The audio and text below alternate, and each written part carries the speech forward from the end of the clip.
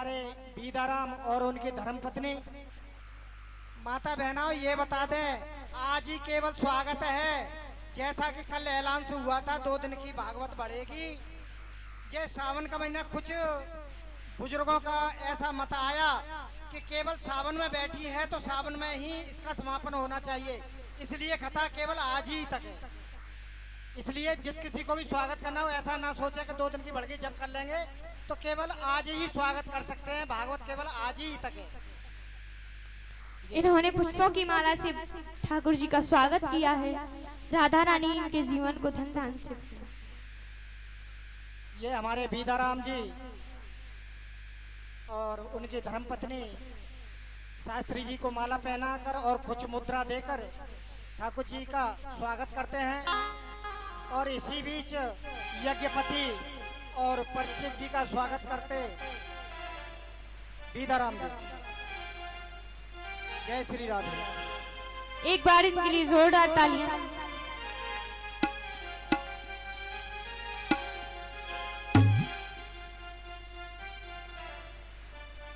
बोलिए वृंदावन बिहारी लाल की।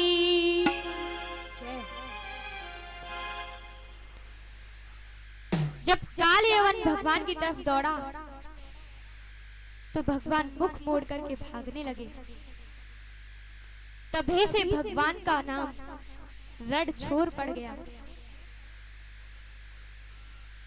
बोलिए रणछोड़ भगवान की। और रणछोड़ नाम से भगवान गुजरात में ज्यादा प्रसिद्ध हैं। वहां के लोग किस प्रकार भगवान की पूजा करते हैं, किस प्रकार कन्हैया जी का कीर्तन करते हैं,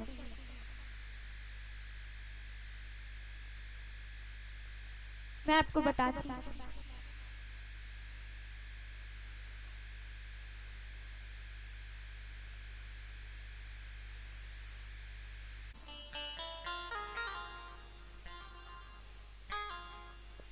जय रणछोड़, जय रणछोड़, माखन चोर, मंदिर में कौन छे, राजा रणछोड़ छे। इस प्रकार गुजरात के लोग कीर्तन करते हैं। वो है कुछ है बोलते हैं। और हमारे ब्रजवासी किस प्रकार कीर्तन करते हैं।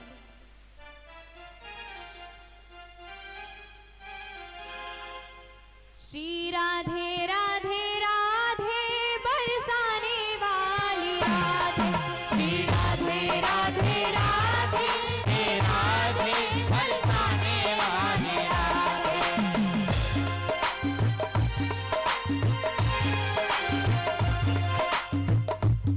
इस प्रकार हमारे ब्रजवासी कीर्तन करते हैं। और उसी दिन से भगवान का नाम रणछोड़ पड़ गया।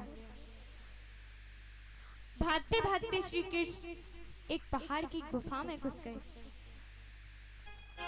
वो पहाड़ आपके पास में ही है, जो मचकुंड नाम से प्रसिद्ध है। कौन कौन गया है मचकुंड? हाथ ऊपर कीजिए, कौन कौन गया है? धौलपुर में स्थित है।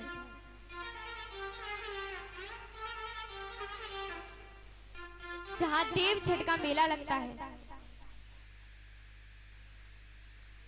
जो नहीं गए हैं वो जाकर के देखना।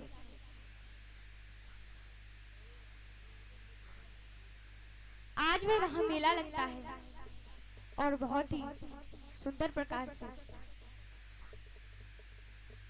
कन्हैया जी उस गुफा में घुस गए। वहां मानदाता का पुत्र मचकुंद नाम का राजा सो रहा था। कन्हैया जी ने जाकर के उनके ऊपर अपना पीतांबर डाल दिया और कन्हैया जी वहीं छुप गए। और भक्तों, एक बार महाराज मचकुंद ने देवासुर संग्राम में इंद्र जी की सहायता की थी। युद्ध की समाप्ति होने पर अपनी राजधानी लौटने की इच्छा की तो इंद्र ने कहा कि अब आपकी राजधानी में आपके वंशज कोई भी नहीं रहा, सबका संहार हो चुका है, क्योंकि मैं आओ कई हजार वर्ष तक युद्ध हुआ। तो मचकुंद कहने लगे कि हे इंद्रदेव, मैं थक गया हूं, मैं अब आराम करना चाहता हूं। तब इंद्र ने कहा कि जाओ कंधरा में जाकर सो जाओ, और जो भी तुमको आकर जलाएगा वह भस्म हो जाएगा। वही मचकुंद वरदान पाकर के सो रहे थे। पीछे से काल यवन ने गुफा में पहुंचकर देखा तो सोचने लगा, अरे कृष्ण युद्ध से भागकर यहाँ सो रहा है। ऐसे कह करके एक लात मारी और पीतांबर को खींच लिया। जैसे ही मचकुंद जगे तो उनकी दृष्टि काल यवन पर पड़ी तो वो जल करके भस्म हो गया। बोलिए गोविंद भगवान की।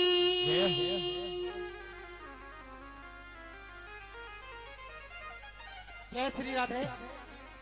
ये हमारे करके मचकुंद प्रार्थना करने लगे कि हे भगवान, इस संसार में अति कष्ट के बाद सूकर कुत्ता, बिल्ली योनियों के बाद ये दुर्लभ मानव शरीर पाकर व्यक्ति भगवान का भजन नहीं करता। जैसे घास के लोभ में पशु कुएं में गिर जाता है, वैसे ही प्राणी माया में फंसकर गृहस्थ रूपी अंधकार भवकूप में गिर जाता है। भगवान ने मचकुंद को वरदान दिया कि हे मचकुंद, तुम्हारी मुझ में भक्ति हमेशा बनी रहे और तुम मुझे प्राप्त करोगे।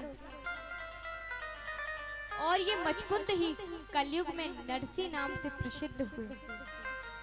बोली कृष्ण कन्हैया लाल की।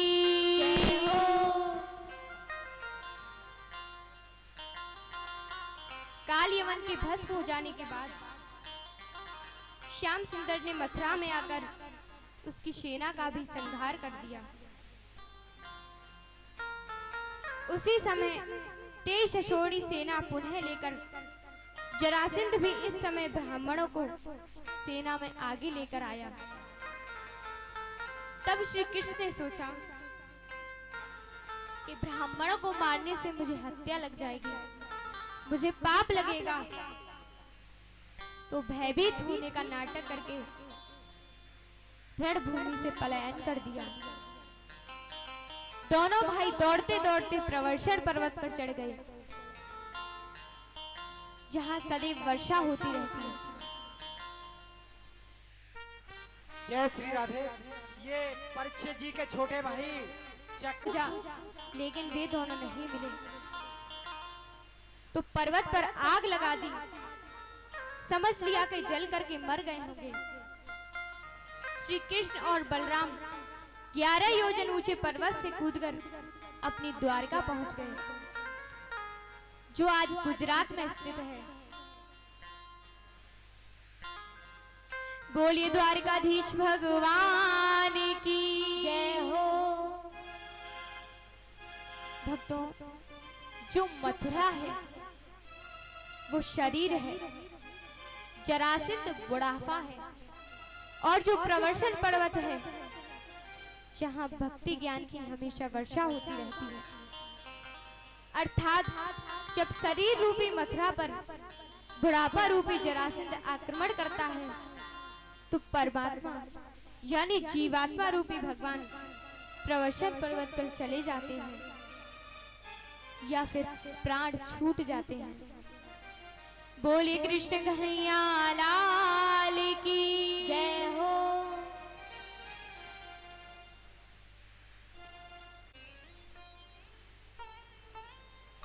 श्री सुखदेव जी कहने लगे कि हे राजन परीक्षित, भगवान कुछ दिन द्वारकापुरी में रहे, उसके बाद में बलराम जी का विवाह आनंद देश के राजा कुकुदमी की पुत्री रेवती के साथ हुआ, जिसका वर्णन 9वें स्कंद में आता है। बलराम जी का विवाह तो हो गया, लेकिन कन्हैया जी का नहीं हुआ। आज भगवान बलराम जी का विवाह हुआ, परंतु कृष्ण जी का विवाह नहीं हुआ, क्योंकि भैयाओ पहले ही लड़के अपना रिकॉर्ड खराब कर लेते हैं। कन्हैया जी ने चोरी की, बेचारों का रिकॉर्ड खराब तो पहले ही हो चुका था, अब शादी कहां से हो।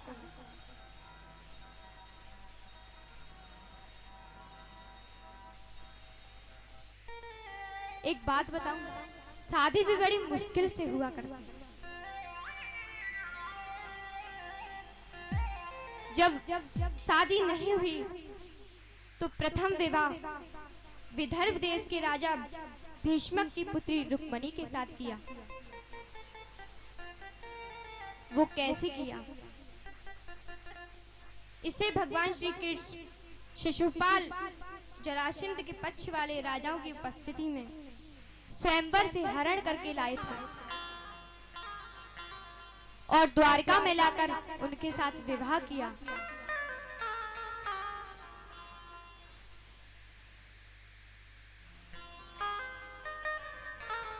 रुक्मणी जी साक्षात लक्ष्मी जी का अवतार था।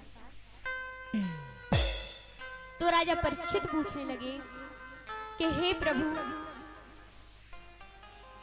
भगवान श्री कृष्ण मगध देश के राजा शिशुपाल और साल्व राजाओं को जीत करके रुक्मणी को किस प्रकार लाए, इसको आप मुझे विस्तार से सुनाइए।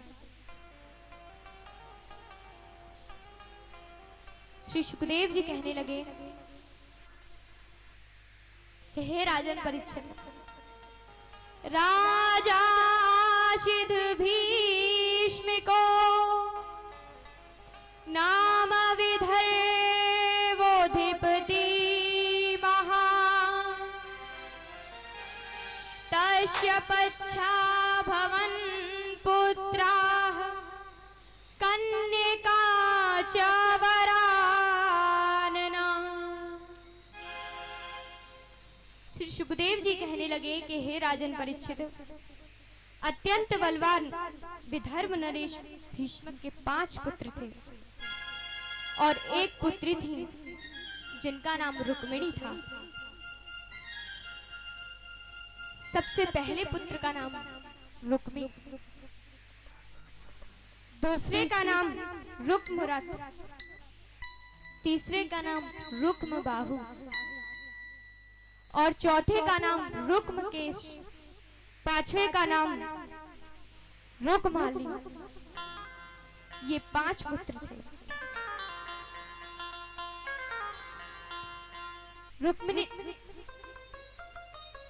रुक्मिणी ने भगवान श्री कृष्ण के विषय में उनकी वीरता और सुंदरता की बातें सुनकर उन्होंने अपने श्री कृष्ण को पति रूप में स्वीकार कर लिया।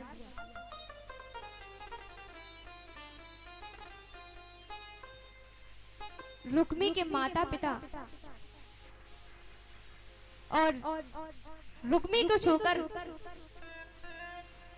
रुक्मिणी के सभी भाई श्री कृष्ण को अत्यंत ही पसंद करते थे, लेकिन रुक्मिणी जी का बड़ा भाई रुक्मी उन्हें पसंद नहीं करता था।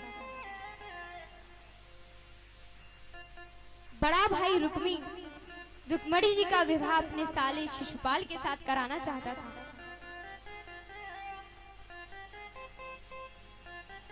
और रुक्मी ने अपनी मर्जी से शिशुपाल से रिश्ता तय कर लिया और तिथि भी तय करवा ली।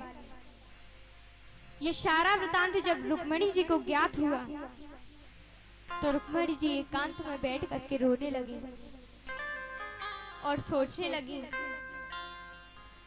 कि मैं अपनी आत्महत्या कर लूंगी, लेकिन भैया के साले के साथ कभी विवाह नहीं करूंगी। और रुक्मिणी ने सुदेव नाम के ब्राह्मण को अपने पास बुलाया और कहा कि पंडित जी, मेरा एक काम कर दीजिए, मेरा पत्र द्वारकाधीश तक पहुंचा दीजिए। आज रुक्मिणी ने पत्र लिखना प्रारंभ किया और रो रो करके लिख रही है। किस प्रकार आज रुक्मिणी लिख रही है?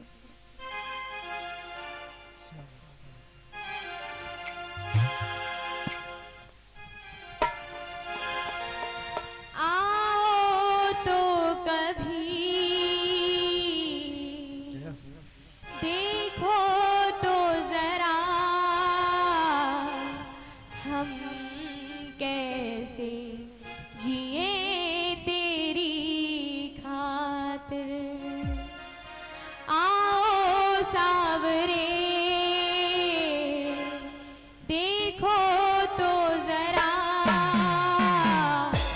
हम कैसे जिए तेरी खातिर। दिन रात जलाए बैठे हैं, दिन रात जलाए बैठे हैं, आंखों के दिए तेरी खातिर। आओ सावरे देखो तो जरा हम कैसे जिए तेरी खातिर। नैना थक गए राह निहारू कन्हैया, अब देर ना करो। नैना थक गए राह निहारू कन्हैया, अब देर ना करो। नैना थक गए राह निहारू कन्हैया, अब देर ना करो। नैना थक गए राह निहारू कन्हैया, अब देर ना करो। कन्हैया अब देर ना करो, कन्हैया अब देर ना करो। नैना थक गए राह निहारू कन्हैया, अब देर ना करो। नैना थक गए राह निहारू कन्हैया, अब देर ना करो।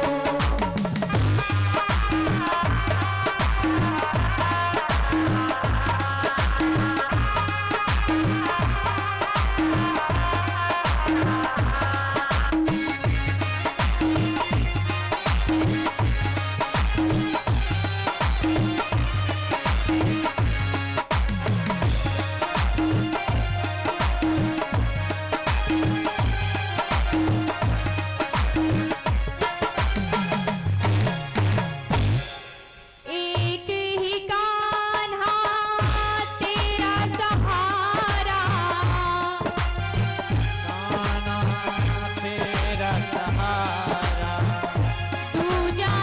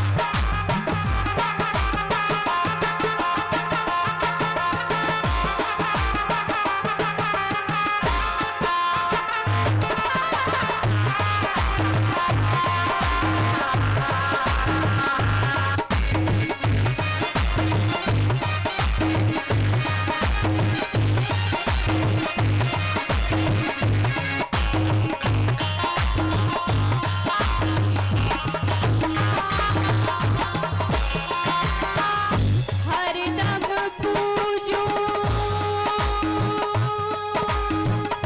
नित्य में ध्याऊं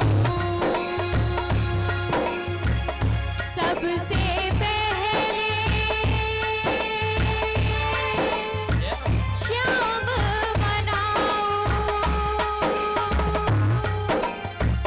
हरदम पूजूं नित्य में ध्याऊं सबसे पहले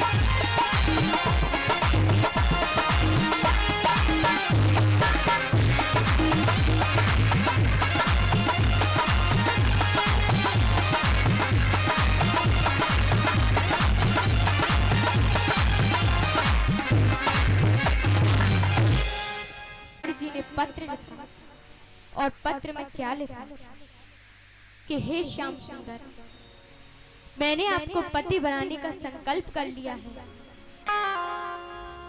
जबकि मेरा भाई रुक्मी मेरा विवाह शिशुपाल के साथ करना चाहता है। अगर तुम नहीं आए तो मैं अपनी आत्महत्या कर लूंगी और मैं मां अंबिका की पूजा करने के लिए आऊंगी।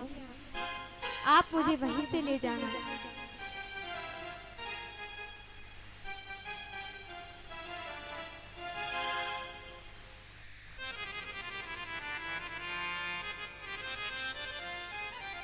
तो पंडित जी उस पत्र को लेकर चल दिए। द्वारका 7.5 कोस दूरी पर थी। तो पंडित जी परेशान होकर एक वृक्ष के नीचे सो गए। जब आंख खुली तो द्वारका में पहुंच गए और उस पत्र को भगवान कन्हैया को पकड़ा दिया। श्री कृष्ण ने पंडित जी का स्वागत किया। जब कन्हैया ने वो पत्र खोलकर देखा तो उसमें लिखा था कि हे प्रभु, नगर के पूर्व में देवी माँ का मंदिर है। मैं वहां अंबिका माता की पूजा करने के लिए आऊंगी। आप मुझे वहीं से ले जाना। यदि आप नहीं आए तो शिशुपाल की होने से पहले मैं अपना प्राण अंत कर लूंगी। और हे नाथ, रुक्मिणी दासी को निश्चरण शरण दीजिए। श्री सुखदेव जी कहने लगे कि हे राजन परीक्षित, उधर में शिशुपाल बारात लेकर के आ गया और इधर कन्हैया ब्राह्मण को अपने साथ लेकर चले। एक ही रात में विदर्भ देश पहुंच गए।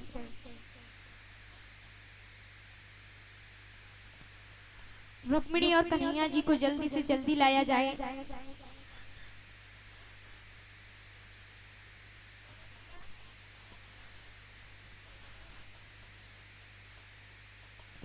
वहां कुंडनपुर में रुक्मिणी के विवाह की तैयारियां चल रही थी। नगर सजाया जा रहा था।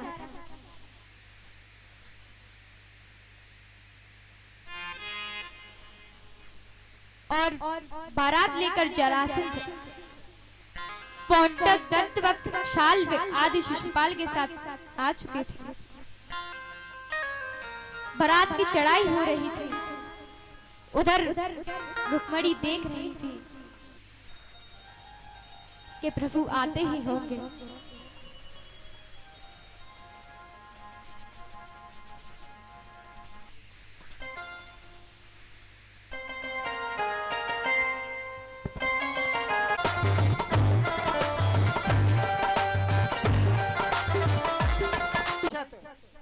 कोई देवों से कम नहीं, ये हमारी कलश वाली बेटी है। ये समझ लो